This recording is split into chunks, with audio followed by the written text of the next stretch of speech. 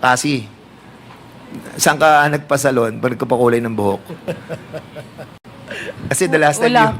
you were here, hindi ganyan ang kulay ng buhok mo, saka hindi ganyan curly. Mr. Chair, ganito pa rin po yung kulay ng buhok ko since The last time? po. Hindi, kasi baka Tapos- Okay, sige.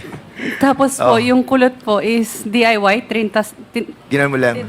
Kasi baka mamaya merong salon na kami dito sa HOR, sa aming detention facility. The chairman is asking me if pwede din siyang magpakulay ng buhok doon sa facility natin.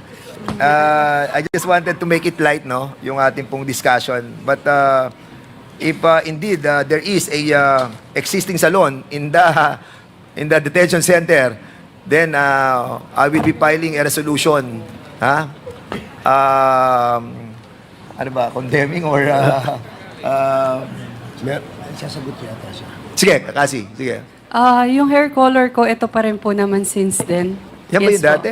Except na lang siguro kung, di ba, nagsha-shower naman po. So, Hindi, parang naiba kasi ang kulay. Opo. Kasi everybody was trying to tell me na parang nabago yung hair mo. But ano na yan?